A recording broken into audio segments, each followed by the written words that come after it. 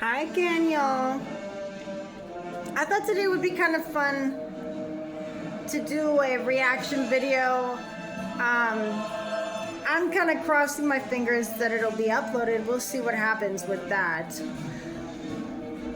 But it's one of my favorite movies. Ugh.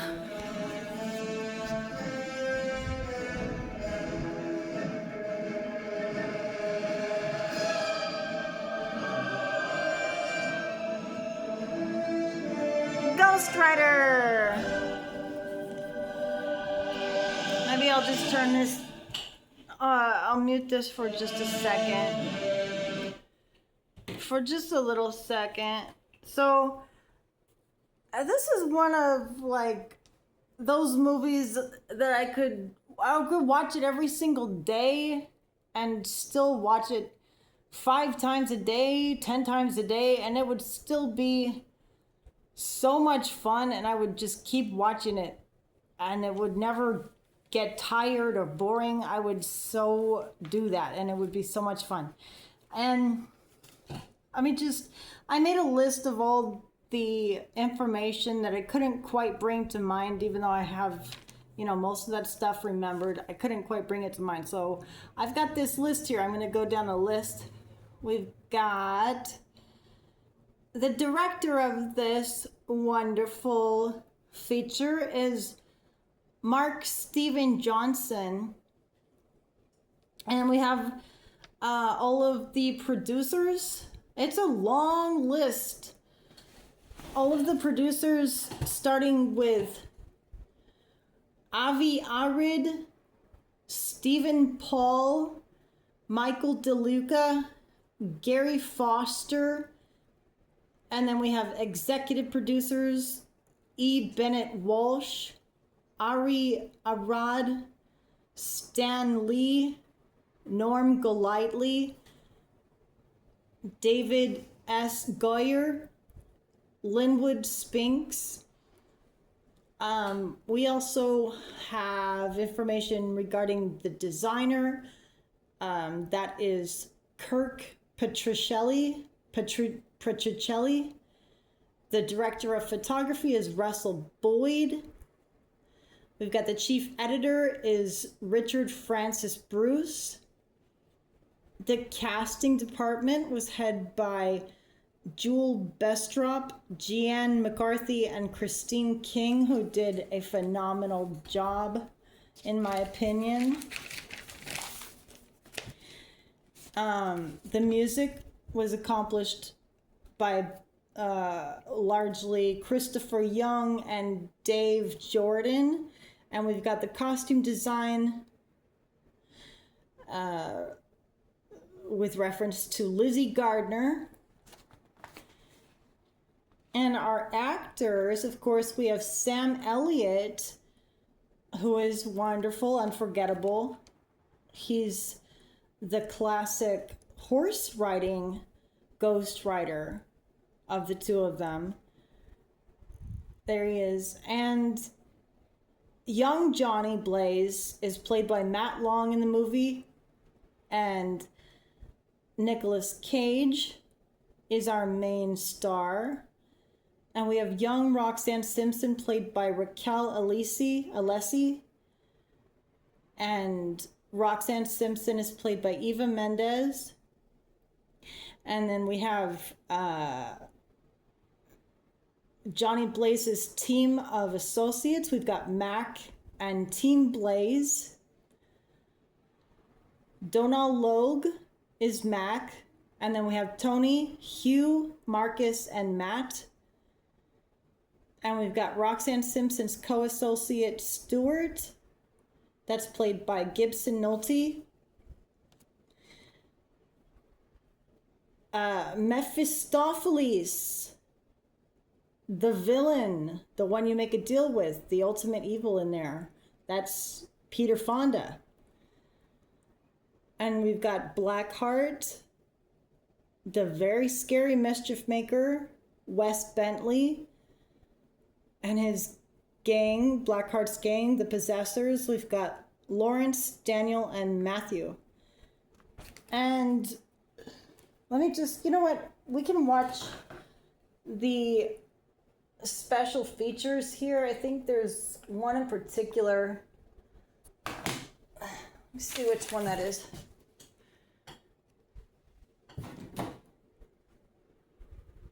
Oh, right. Spirit of Vengeance. Okay, let me go down and find that. Is it gonna do that right? Spirit. There it is. Okay, cool. It's good. I was a huge comic book fan from the time I was about in 3rd grade. I read comics every week. I got Ghostrider, I got Daredevil, I got Spider-Man, Fantastic Four, X-Men, all the usuals. Ghostrider I thought was always, it was one of the darker ones that I read, but it was also one of the more... Stephen Johnson. Like many of our comic books, I think Ghostrider is Producer Avi Arad. the most. Had different histories and different lives. I always thought it was the coolest character. You know, that sometimes I think they didn't quite know what to do with him because he was such a strong visual. He's really succeeded over the years just because the visuals are so strong. There's some great stories too, don't get me wrong, but he's really one of the most memorable looking characters in all the Marvel Universe. Yeah. Very impressive. Spirit of Vengeance, making Ghostrider. Yeah. This is a good one. Hi, welcome to Melbourne, Australia, where we're shooting Ghostrider. Let's go on to the set and I'll show you what's going on. We're here in a cemetery, actually the Melbourne Cemetery, which is one of the largest in the world. And if you see out here, it's an unbelievable set that we didn't have to build most of. Right over here is the active set where we're lighting, and it's just a beautiful, beautiful environment. People aren't going to be able to believe that we didn't build it, but it's just, it was there, it's for the taking, so we took it. 3 Alpha, take 3, camera B. Carter Slade. Legend has it he was a Texas Ranger, man of honor. But he got greedy, got himself waiting on the gallows. Actually, this movie has a unique history. Many, many years ago, it was always the iconic image of the Ghostrider, the idea, the literature, the great story of the devil Daniel Webster. It's always very attractive and attracted interesting people actually to the project. It had its own angel watching over it, so it wouldn't get done in the wrong place, in the wrong way. And the people that are involved, this team that we are together, it was almost preordained in a weird way. You start with Mike DeLuca, who just came on as a producer.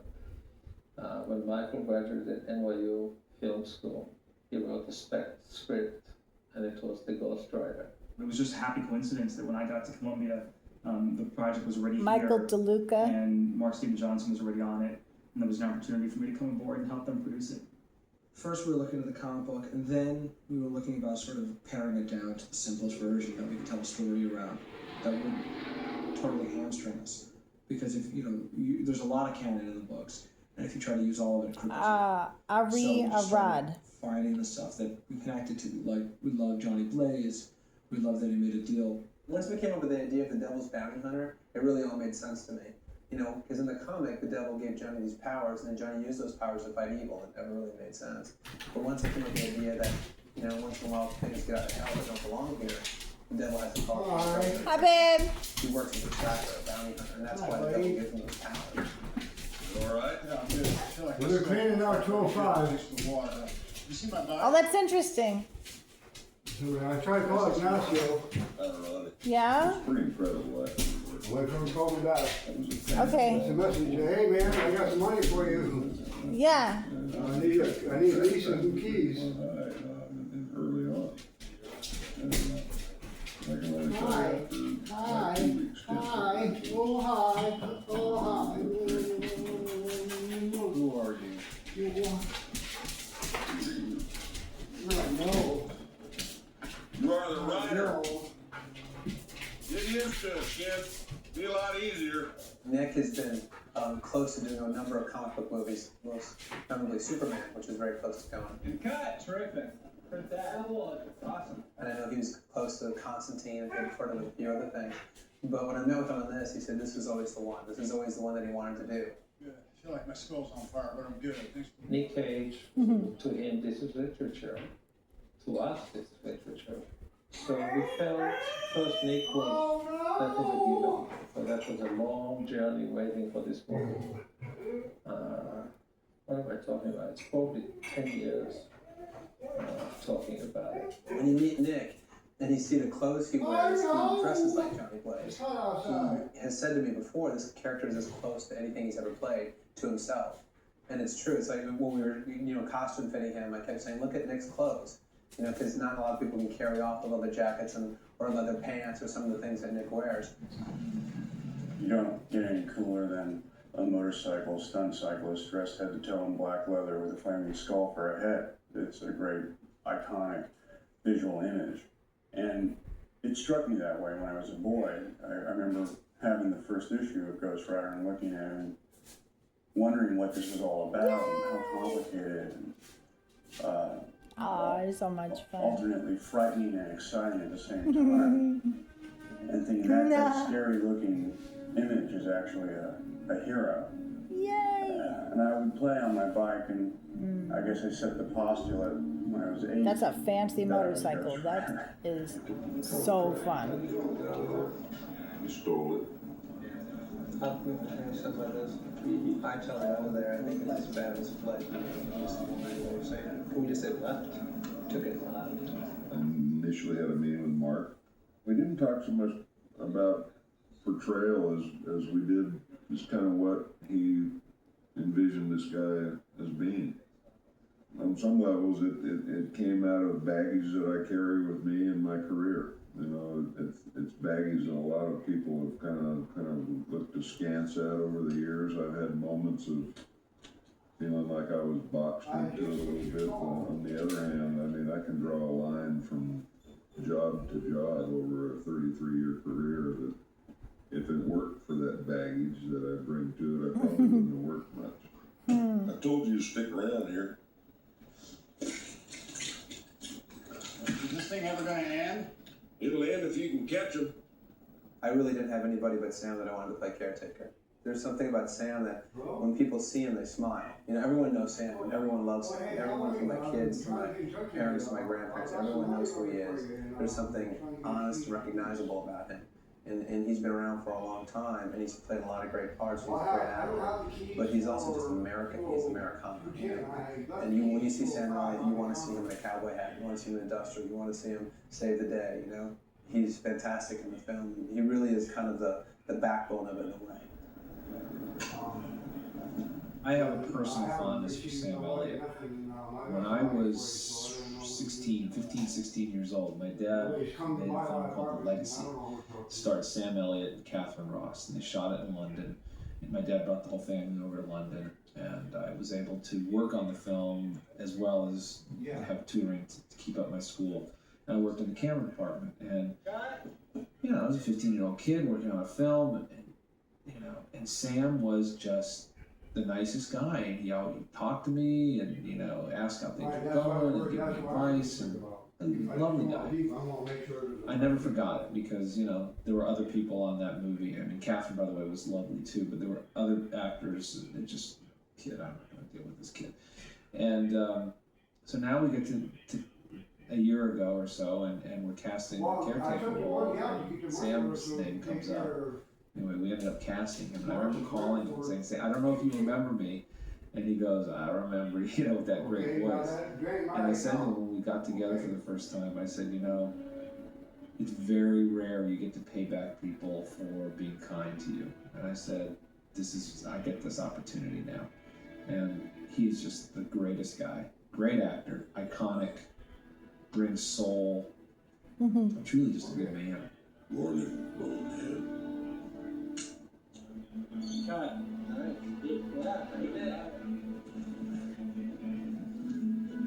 We're trying to go for a supernatural western, which I thought was a really cool idea. It's something I'd never seen before. So I tried to take the best I could from like the Sergio Leone films of Japan, of Once Upon a Time in the West or Fistful of Dollars, and then combine that with a Hammer film. Oh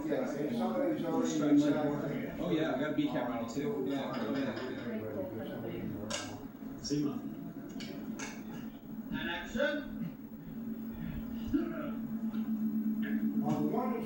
We both really wanted to embrace the monster movie, creature feature, horror film aspect of it in the best way. When you see these old werewolf movies, how can you bring that, the scream and the transformation and bring it into modern movies with the fun as well? That's great.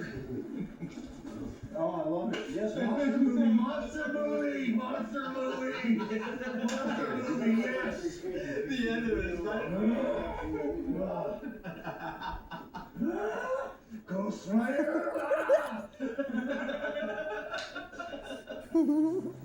this paint job. Yeah, we would have. That is a cool thing I've ever seen in my life. Pretty cool. It is unbelievably cool. Chasing the hellstorm. Yeah. Then we upgrade. I've got 3 motorcycles of my own, 3 Harleys, and I've been riding for years. And in fact, when I'm done with this movie, I go on a motorcycle trip. That's what I always do, is go cross country. So this is the ultimate. This is comic books, rock and roll, Harley Davidson, and monsters. So I'm totally 12 years old now. There's no doubt about it. I've regressed amazingly.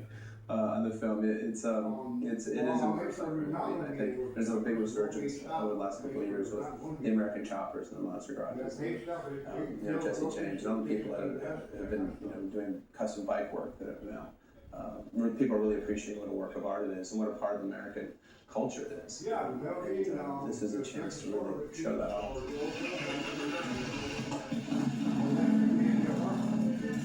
Race is actually based upon a classic bike, which we all admire, which Peter Fonda is very much involved with. And we took a classic hardtail and then ever so slightly customized it to what we needed to do. That was the bike, and we were going to change it a little bit because obviously it's a bike icon, and to bring it into this film is what we wanted without sort of stealing directly, so to speak. So we've changed the city bar on it and changed the tank on it, but that's basically all that's changed for Ghostrider. From that, when it transitions into the Ghost bike, it's really important that the same flavor, the same ideal was carried along with it. We had no time in doing films, and I had about a week and a half to find a chassis to work out what motor put into what wheels we'd use, because I had to hand it over to the mold department so they could start sculpting the clay body and take the mold from. So we frantically threw this thing together and tested it around the workshop most of the time and handed it to the mold department and just threw plasticine at it and started sculpting away.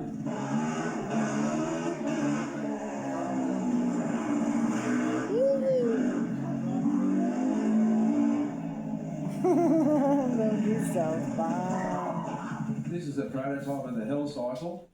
It's basically built of a lot of aftermarket chopper, Harley Davidson chopper parts, and it's also got a KTM 525 racing engine. Got a little fuel tank because we've got to allow for getting on and off the fiberglass tank, which is going to end up on here. We don't have to do a lot of kilometres on the film set, so we'll just have to keep refilling it. She's got about 60 odd horsepower. It's all, a lot of magnesium casings and what have you. It's lightweight. We've done that to make up for all the extra weight that's going to go on it with fiberglass and what have you, so it can function as and not get too overweight.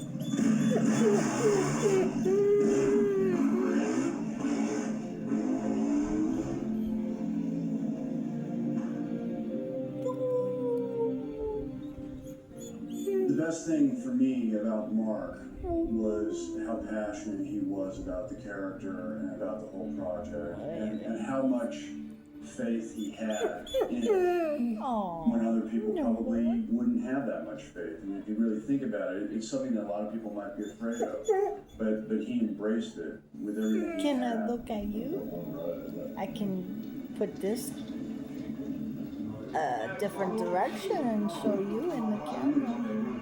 You want me to? You're so handsome. I know I want to. Create these previs sequences, which is kind of like a digital early animation storyboard, if you will, of what the movie's going to look like. And I knew then that he was going to have some very exciting sequences.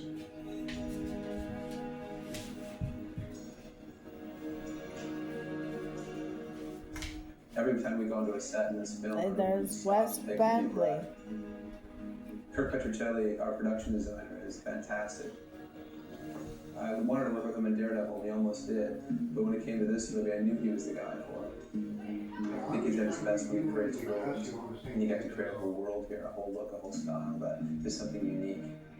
We spoke quite thoroughly about being in the West. It's a Western with a contemporary edge. It's a big thrill for me. It's my first Western, so I get to kind of reinvent it and give it a new voice. And Mark has been the greatest character allowing me to just go for certain things. And he's got a very specific taste and very specific need. And he loves the story and everyone does. It's a passion piece, and it's been great fun. Nature's gonna be in there, boy. Really? You got a problem with it? For this year? As a matter of fact. Thursday?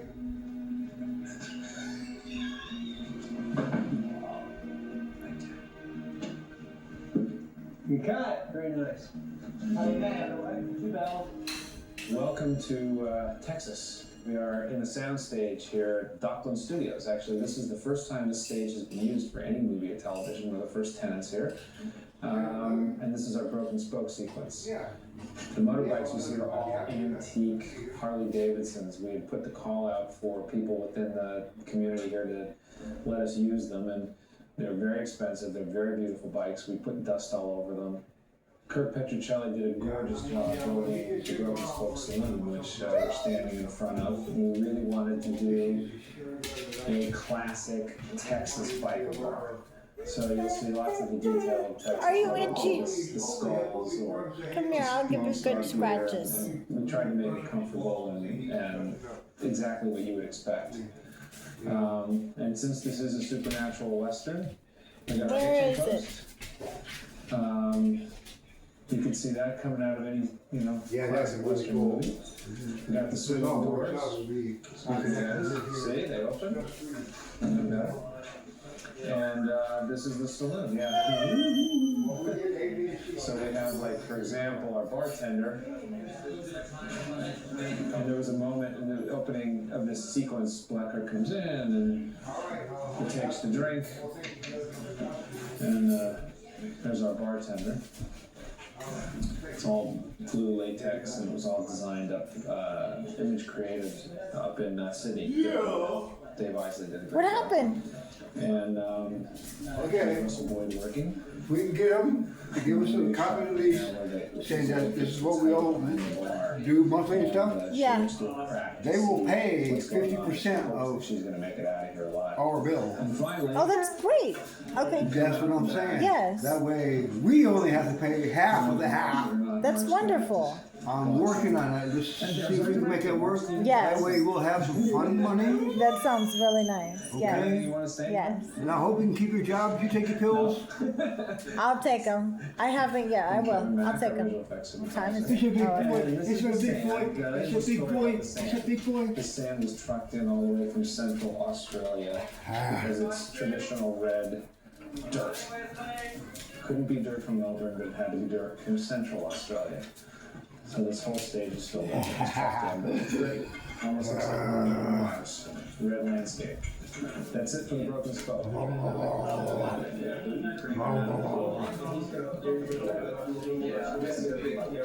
Black Hearts. Oh, very theatrical. Wes is someone I've always wanted to work with since I saw American Beauty, like a lot of directors, I think. And Wes is very. Now she'll be here tomorrow. And, Okay. Justin will be here Thursday. The best actor. Okay. So hopefully, And in fact, when I told Sony I was going after Wes to play Black, by April, actually, he won't do it. Yes.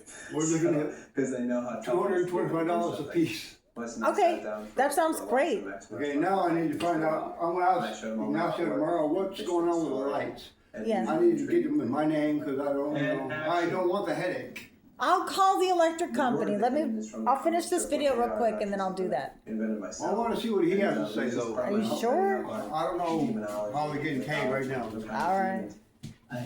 What is it? What? You want to What play? they are is You want to some play? of the You Christian want to play? mythology of the idea of the rebel angels and the war in You heaven. want to play? That Lucifer led the charge to take over heaven and was defeated. And St. Michael cast out Lucifer from heaven. And when he hit the ground so hard that he went through the crust of the earth. That's why hell is where it is, down below. So there's really great mythology. And I love the idea and the imagery that I've seen of all the angels being cast out of heaven following him into hell, and which made them fallen angels, made them demons. My thoughts were that I read about elemental demons that live within the element.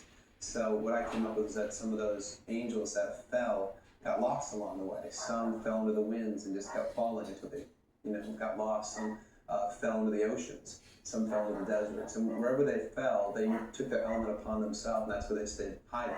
Because if God finds them, they're dead. And if the devil finds them, they take them down to hell. And cut, very nice. Fred got that. Really good? Yeah, good. They were now demons, but they were once angels, so they were once incredibly beautiful. We wanted to retain that beauty. And I think he cast really well. I think we got guys with fabulous faces, fabulous bone structure to work with, and some, very interesting looks. I haven't done any fantasy films or comic films or anything. This is very new for me. I usually play the good guys. I usually play innocent guys. Wrestle. This is my first, Dylan. Yeah, it's exciting. I haven't played a character Scary. like this before. No. It's just exciting. I'm like a little boy in a candy store. You know what I mean? Everything's gotta eat it, gotta taste it, gotta experience it. The worst and probably the most uncomfortable was Wallow. Just constantly slimy. He was he must have felt like pond weed, Constant slimy hair, slimy face, slimy hands. Hold that. Now camera.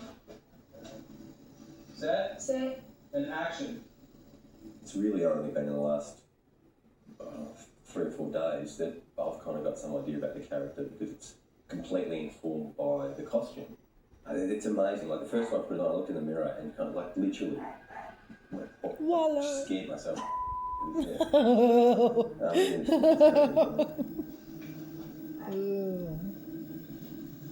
And cut, great, thank you.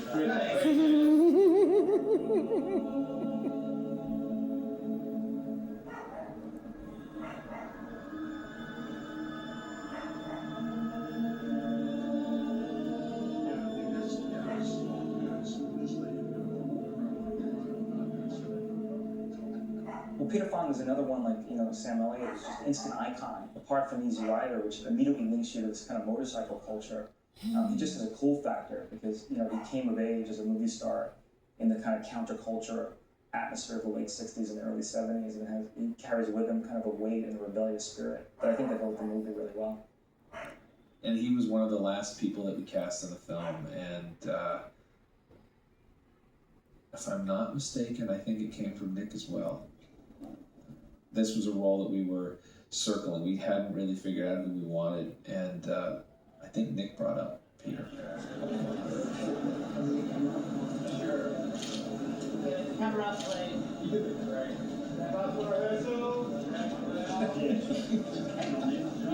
The idea of getting Captain America from Easy Rider and flip it so that now he is ultimate evil. I thought it was a fun idea, and we've had a blast with it. And in fact, that's what led me to make Johnny's chopper, his father's chopper that he rides in the movie, Nick's motorcycle, actually patterned after the Captain America bike. Except for the paint job, it's an exact replica. That's babe, 50 take 1. And to the point when the devil shows up to see Johnny Blaze again, he gives a little look down and he says, "Oh, Johnny, nice bike." And it's a fun little in-joke, for the people for the fans of Easy Rider like myself, and we've had a lot of fun with that throughout. Stay away from me. A little late for that. Nice bike. I knew about the Ghostrider story, and I had read many of the comics. This all happened very quickly for me. Normally, I have some time to consider the circumstances, but I was driving down from my ranch in Montana to Los Angeles with my Bluetooth in my ear while this was February 11th, negotiating how to get it here on the 17th of February. So it's not like I had the script to study for a long time. I just knew I can handle this character. And if Nick thinks I'm good for it, then I can handle it. Nick's a friend, and I know he would too. He wouldn't steer me the wrong way. I'm the one known as Blackheart. He is my son. I want him alive. I have the Harley Davidson Cafe thing, that's my hobby. And when we opened the one in Manhattan, because of Easy Rider, Peter Fonda rode a Harley in the opening. So it's somehow all these dots are connecting in a totally weird way that you say, yep, it all belongs together. And action! And camera! It's wild. The motorcycle that I designed built for Easy Rider, it looked fabulous, but it was a bitch to ride. And it was a terrible ride, especially riding at 25 miles an hour so we could see the background. But you notice nobody ever commented on how fast we were riding in that film. They didn't care. The music was so great, the background was so incredible. And cut! Ooh, that was great. Cutting. Johnny Blaze is quite different from the Johnny Blaze that ended up in the movie. I think a much more interesting Johnny Blaze now.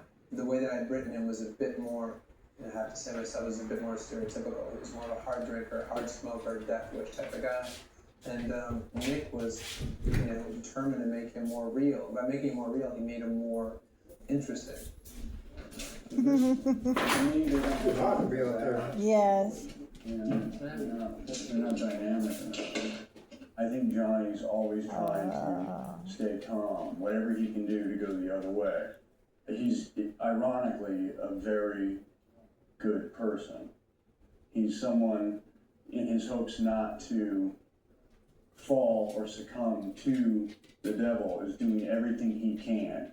He would never double cross anybody.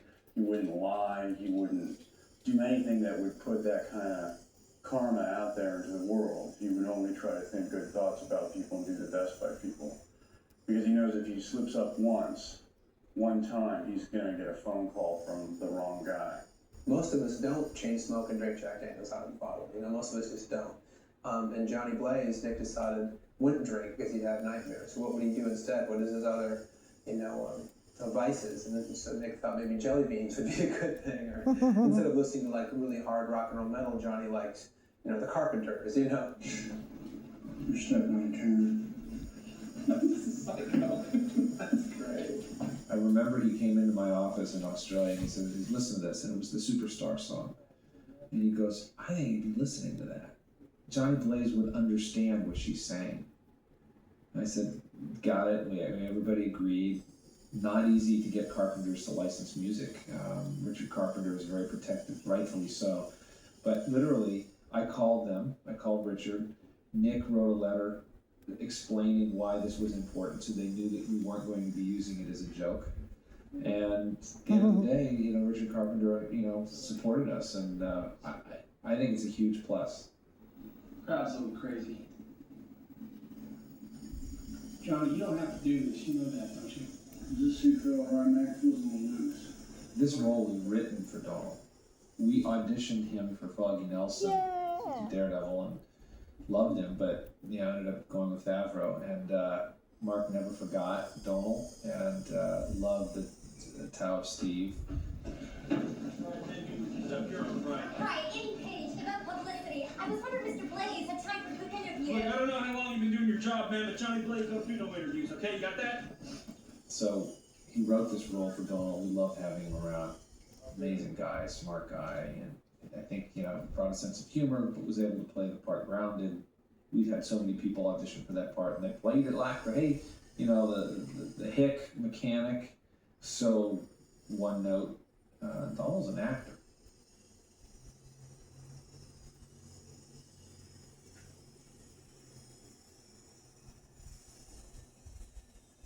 All right. So like I said, I could watch this movie every single day.